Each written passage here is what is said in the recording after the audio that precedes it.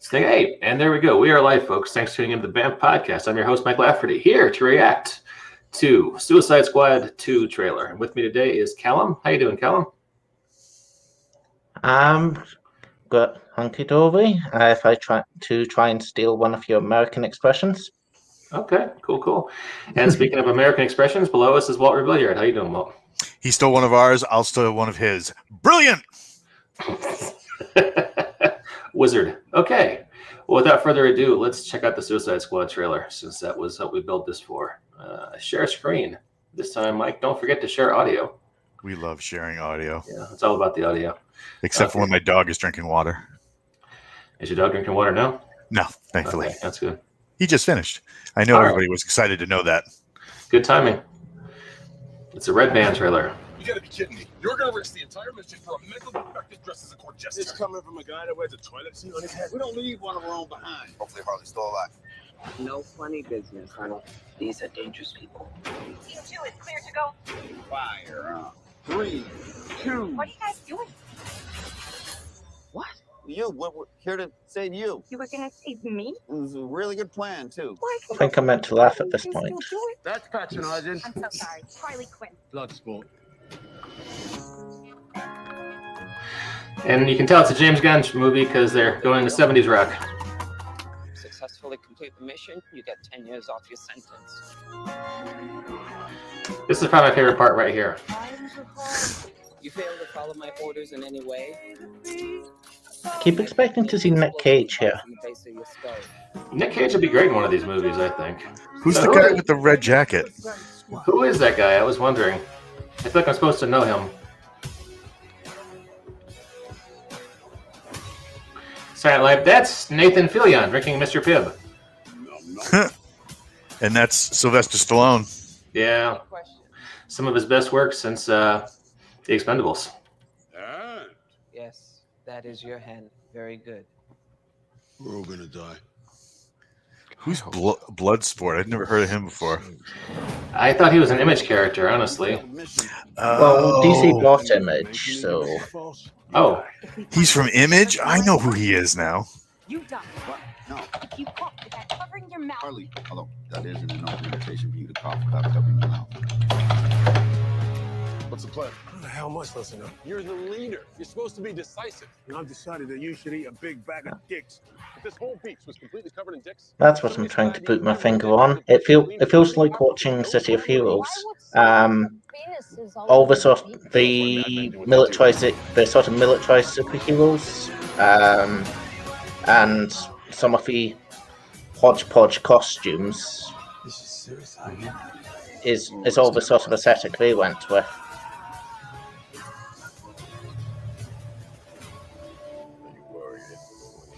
Oh, here comes Starro. Get you out of here alive.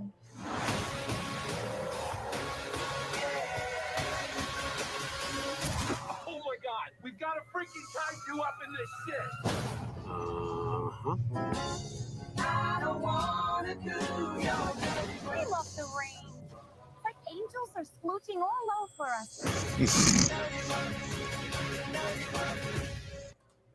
So, like, Will Smith was a hard no on this one? Will Smith was the last one was pretty bad. I mean, except for Will Smith, who was trying his darndest. But yeah, he took a pass. I think Will Smith is trying to help his son get his water business off the ground, last I heard. And I'm not making that up. He's got a water business? Yeah, Will Smith's son is trying to sell water, and they're using the profits to try to get Detroit clean water.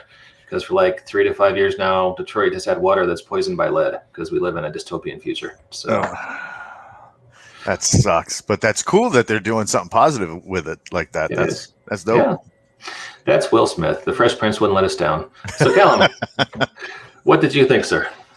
Yeah. As was said in the video, it looks a little like City of Heroes. It looks like they weren't particularly trying with the costumes half the time, which is weird given they surely had the budget for it.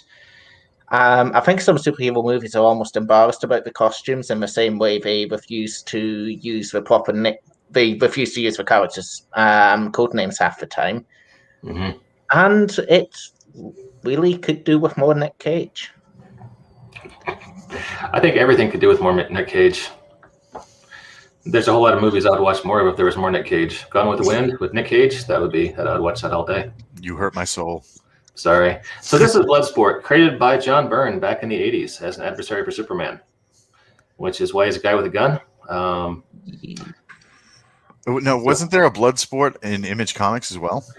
I thought there was. It sounds like an Image Comics name, right? Let me Google Bloodsport. Oh, no, wait. I think it was Blood Strike. Okay, yeah. And of course, there is the seminal Jean-Claude Van Damme Bloodsport, 1988. No. No. Also, no. Okay. Now I'm talking about the Kumatai today. All right. No, well, no, just not the whole like mysticism of Frank Dukes. We can do without that. Leave it up. Well, there's a better picture of Bloodsport. He's got that, but yeah, again, DC character that apparently all three of us geeks somehow didn't know about. So yeah. So what do you think about Suicide Squad? I like the trailer. I mean, it was fun. I know certain people are having problems with it for multitudes of reasons, but I mean, just on its face value, it looks like a superhero movie that hopefully will surpass its predecessor. That's a low bar, but yeah, I'm right there with you. I think I like James Gunn. I like the first two Guardians movies. I don't know what else he's done, but based on those two, and the trailer basically looks like Guardians on Earth. So yeah, he did bring in a giant alien starfish. It really feels like it. So yeah, that's I'm looking forward to it. August though, that's a long way away. Trying to get the buzz going early. So and I've got HBO Max, so that's probably where I'll be watching it. Oh, are you watching Godzilla this weekend? Yeah. I'm so jealous. I just picked up my wife from the oral surgeon, and she's got a big bag of painkillers. Just had 2 teeth extracted, so I think we've watched a lot of TV this weekend. There you go. My whole weekend is probably going to be heating up broth, walking the dogs, and watching TV with her. So, yeah. Yeah, well, now you have the dog that will soon walk you. Best of luck with that. Oh, thanks. Yeah, for any listeners in Calum, just to get you in the context, I have a Great Dane puppy who is about 60 pounds now at 5 months old. So yeah, I think you're getting walked soon. Yeah, she's full of enthusiasm like a puppy. She's just like 3 times bigger than when you say the word puppy, you think of something about this size. Now, how just for context, how much does your son weigh? A little. He is 70 pounds as of last week. So that dog's gonna outweigh him in about a month. Yeah, maybe 6 weeks. Yeah, it's going to be a thing. He keeps wanting to walk her, and we're like, we don't want you to get in the habit of walking her because she's going to weigh more than you soon. And a squirrel runs by, and what happens. So this is why Dad's getting you a saddle. Oh, you can have one of those halfling riding dogs. Yeah, absolutely. Yeah, he already wants to do Scooby-Doo for Halloween. I'm not sure if I'm Fred or Shaggy in that equation. But we'll figure something out. Awesome. So. But yeah, the Suicide Squad, a lot of the characters we can recognize from the last time. Peacemaker, I mean, it was one of the great losses of my life. I had one of the original Peacemaker comics back in the day, and I had no idea where it went. I think it disintegrated. I looked at it so much, but it was where did he come from? How did he get into this? He's one of those. I really liked him when they briefly had him in a mentor role for Jaime Reyes back when the first time they were doing Blue Beetle, when he was still it was still the Reach. It wasn't a magical thing, and like he and Guy Gardner were the 2 big mentors for him. And he was just a guy with a shotgun and a motorcycle. He used to, I used to be in the hero game, kid. Let me tell you, that was his whole character. And now I guess this is the more original take on the character with that weird silver thing on his head. So do you guys hear about Nathan Fillion in this? No. Okay, let me pull up the article. Have you heard of a character called the Detachable Kid? No. I'm just thinking of Farm for Love Boy right now. Yeah. Okay. See, TDK. No. Yeah, the Detachable Kid. Apparently, someone has found out this is who he's playing in this movie, and maybe why he doesn't get so many lines is it's basically a one-note character. His whole thing is he can take his limbs off. How did he become a villain? Did he like use that to get into a storm drain or something? I'm not sure how he's even in the Suicide Squad because he originally appeared in the Legion of Superheroes, which is in the far future of the DCU. So I think sounds like a Legion. He sounds like a Legionnaire. Yeah, so I think James Gunn just liked the character and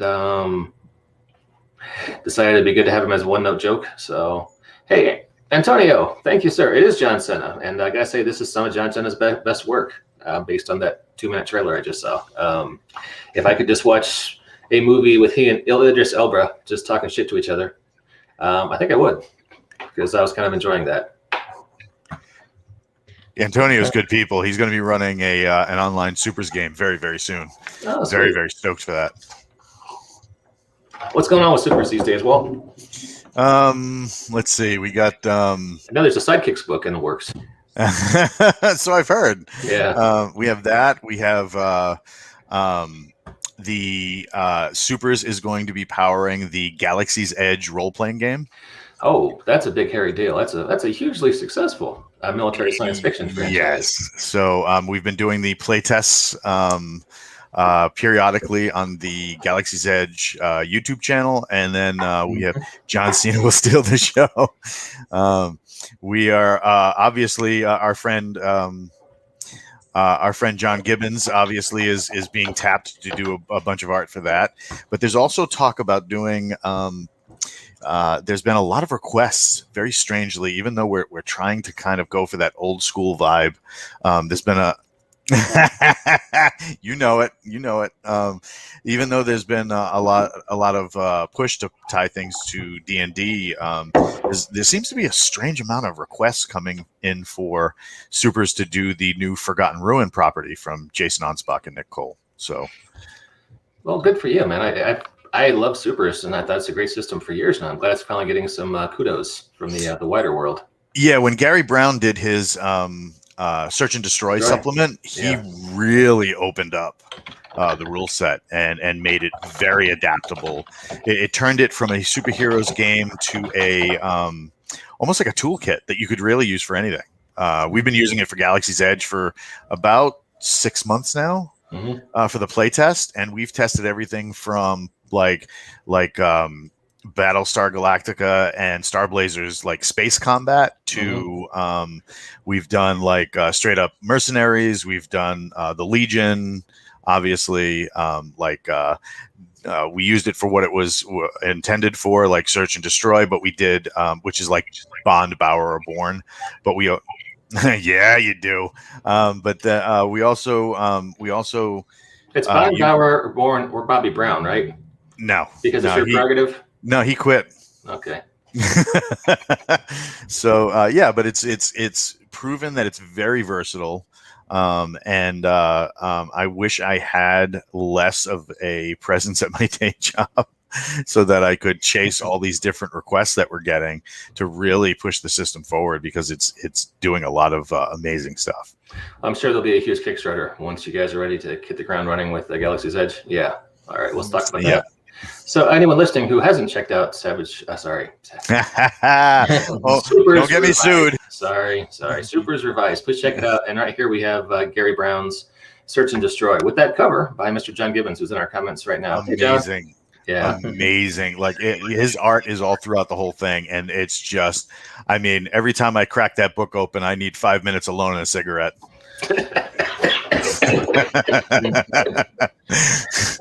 Oh, well, you can't do me like that. Okay. All right. Speaking of super systems, let's pivot to Calum's system, Superlatives. And this is just about the 1 year and 3 day anniversary of Superlatives release, right, Calum? Yeah. There's different deadlines depending on whether you count it from the time the Kickstarter got launched, or I kind of think of it as the Kickstarter getting funded. Everything else past that was a detail. So to me, 16th April is the anniversary. But yep, it's been out for a little while now. No, there were just a bunch of recent releases, right? Yeah, last time I spoke with you, we'd only got 4 of the books out. The core rule book, Ultra Base, which was superheroes in a desert, Odd Looking, which is superheroes in a semi-feudal state, and Avalon Academy, which was a super school. Since then, I've been doing a lot of settings. So you've got the city, which is superheroes with 1984, which is a bit of an odd combination, but I quite liked how it ended up working. Night World, which is superheroes after an apocalypse where Norse and Egyptian mythology went and carried out their respective apocalypse, I think is the correct pluralization. It's not something the Oxford English Dictionary was very helpful on. Then there's Epoch City, which was a Kickstarter one. That's kind of an exception, since that was a world without any superheroes until the player characters turn up. So try to be a bit more golden age with that.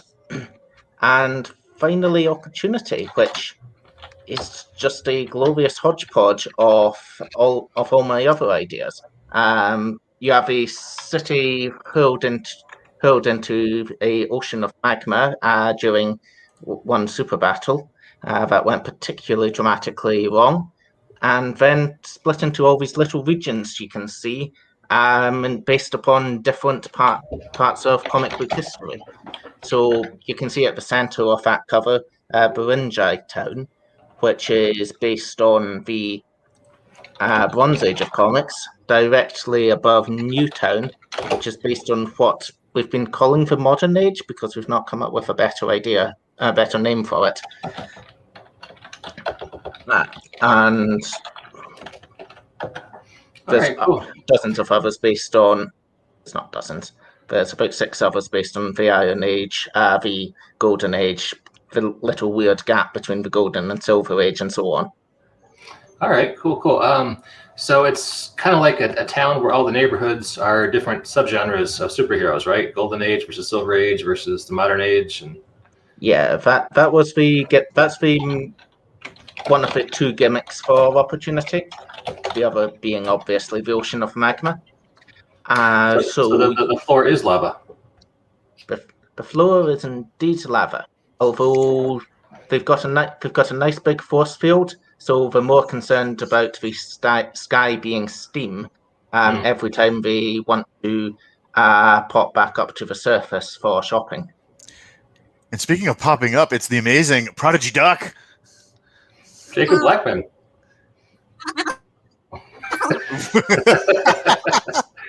Something's going on with your microphone, bro. You got some like.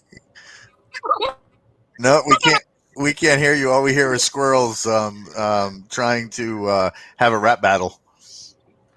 Yeah, I think we have this problem every time. We just usually resolve it in the pre-show, Jacob. Okay. I'll just take it as a Howard the Duck tribute and applaud Jacob's dedication to his art. Indeed. He'll be back. So I posted the link to your publisher page in the comments, and I'll have that in the show notes as well. And what is new in the world of Superlatives? What are you thinking about next?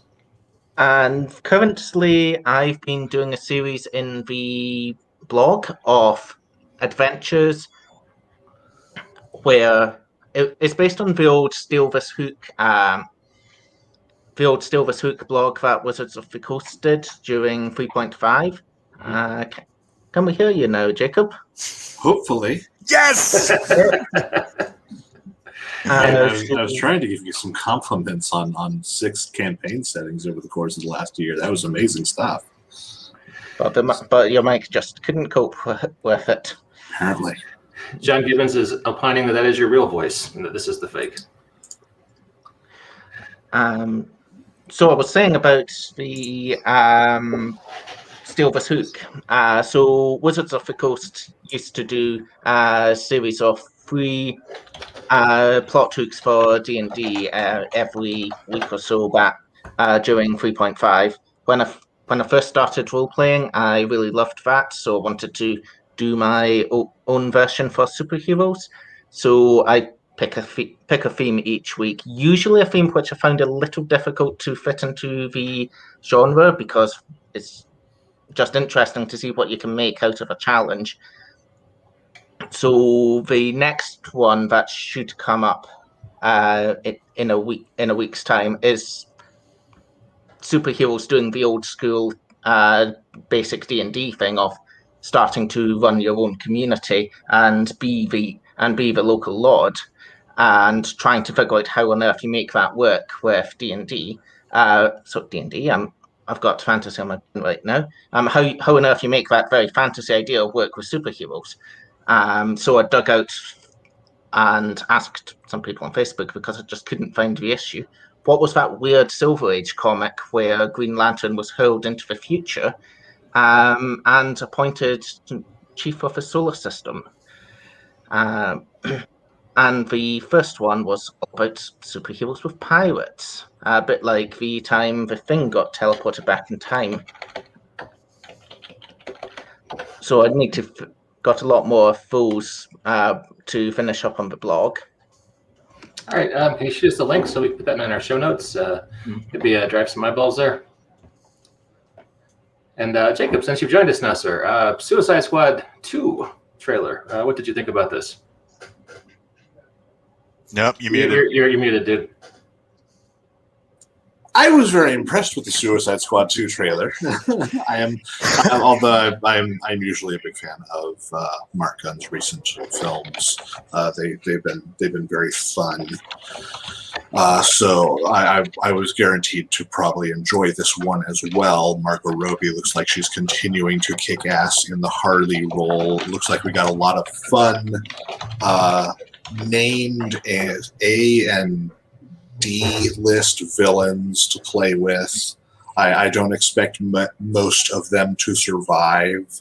And it looks like someone just told Mark Gunn, hey, you know all these characters we're not going to do anything with? Have fun with them.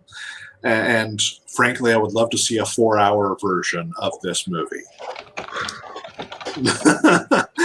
As opposed I'm getting a text from Mr. Gunn saying his first name is James, but yeah. Oh, well. I can't be expected to keep everyone's name straight all the time. There's so many creators and producers of things, and actors' names, and writers, and artists. I'm going to mess up sometime. It's all good. Yeah, I made that mistake one time at a convention. I accidentally called Mark Waid Frank Miller. He did not like that. How'd that turn out? He didn't sign my copy of Kingdom Come. Which was actually a copy of Dark Knight Returns. He liked that even less. So, yeah. Fair enough. Yeah. I think as much as I like the jabbing between villains, and I realize they're villains, so they're supposed to be bad people, but they could have left out the, eating a bag of dick jokes. And that's a little offensive. You definitely end aiming for the 16 to 18-year-old male audience when you go straight to the the kind of that 40-year-old virgin sort of humor. But I don't know. I laughed out loud first time I saw it. I have seen people saying that's kind of comedy we should be moving away from in movies, and I mean, it's rough, right? Because Gail Simone is kind of who I go to for this particular genre of comedic villains, and if you read her stuff, there's all kinds of jokes like that in there. So I don't know. Oh, hey, there's John. Okay, John, I'm just gonna share that one. Yeah, I like I say, I laughed out loud the first time I saw it. So yeah. So we are getting towards the 30-minute mark. Any closing thoughts before we wrap things up here, guys? No, it'd be fun to see it. It's we haven't had a fun superhero movie in a little bit. Yeah, I had huge hopes for Wonder Woman because I loved the first Wonder Woman. It it just hit all the right. Oh, look at that gorgeous Jacob Blackman art. I'll take the love. Yeah. So this is your new cover gallery we were talking about the other day. Yes, I built.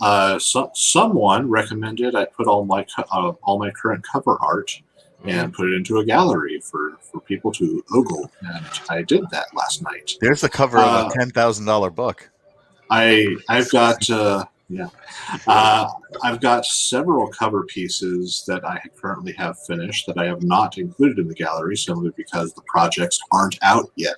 There's a couple of novels that I've done some cover art for, several game books, but I tend to try to put the art out in the public when the product is released as part of promotion. So those pieces will be coming eventually. Okay, that makes sense. Yeah, I just wanted to show it off. People can find you pretty easily on DeviantArt as Prodigy Duck. You're the only person with that name, so easy to come by. And I apologize for DeviantArt keeping asking me if I want to join. I was trying to get back to your main page. So check him out. Jacob's in the business, and he's looking for commissions, at least on a regular basis. In May, I will be looking for commissions. I'm currently booked from now through April. Oh, we should probably show this off just because this is amusing as hell. The Wand of Vision. Yeah, this is a book from Rogue Genius Games. Yeah, the glowing head gateway I don't think was Jacob's. Sorry about that. Yeah, this is Rogue Genius Games. Owen K.C. Stevens wrote this bad boy up, and that's out right now, right? Yes, that was released yesterday. He wanted to get that released early. It was originally scheduled for an April 1st release, but he wanted to make sure that people knew it was an actual product and not an April Fool's joke. I always mean to do a big April Fool's joke day project, and I always forget in February or March to start one. So yeah, I'm much the same. I wish I could have had something prepared, but I don't think I can get something prepared in the next 2 days. I'll just probably have some social media posts about how I once again secured the RPG rights to Golden Girls, but just for stories involving Blanche. I'm just tired of seeing the hey, look, Serenity or Firefly's been renewed. It's like, we've heard this one for how long now? Yeah. So I'm just still distracted by Golden Girls. Would you do that powered by the apocalypse? You'd have to almost, right? I would use low stakes. Low stakes would be pretty good for that. Who was the guy? Oh shoot, the guy does paper minis. You know what I'm talking about? That would be me. No. Oakham Arts. Yeah, yes, Oakham. He's great. Yeah, he is great. One of the nicest Canadians in the world, and that's saying something. He has a game that started off as a misspelling on social media. Yeah, Grammar World. Oh yeah. I would probably use this because it works with Swords and Wizardry White Box, which is a super easy OSR, and it's called. I just love the name, and I'm a shallow person who I go along with the cheap gimmicks like that. So yeah. Although another friend of the podcast, Craig Campbell of Capers fame has a game called Low Stakes, which is basically designed for emulating sitcom hijinks. So yeah, we had him on about a month ago for his Kickstarter during his Zine Quest. So, anyway, how's that for a tangent? But yeah, so check out Superlatives on Drive Thru RPG. Check out Supers and Search and Destroy. All those links will be in the.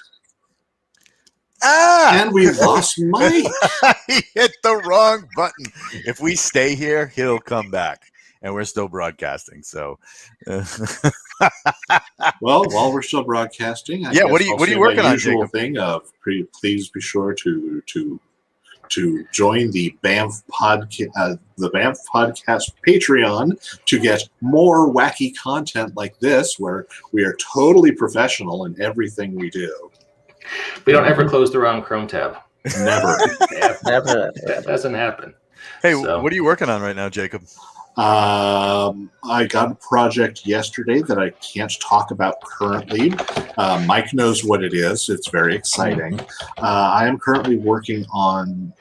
I've got several projects in the fire right now. I'm doing a cover piece for the next Everybody Games big project. That's also produced through Rogue Genius Games. So that should be fun. Let's see, what else do I have on my commission list? I've got some. Licensed RPG. Oh God, I wish. I wish I could get like Thundercats or He-Man licensing to do art. Supers, we could hack the hell out of that, or use Hack the RPG, and then do a knockoff. Do like I'm totally for that.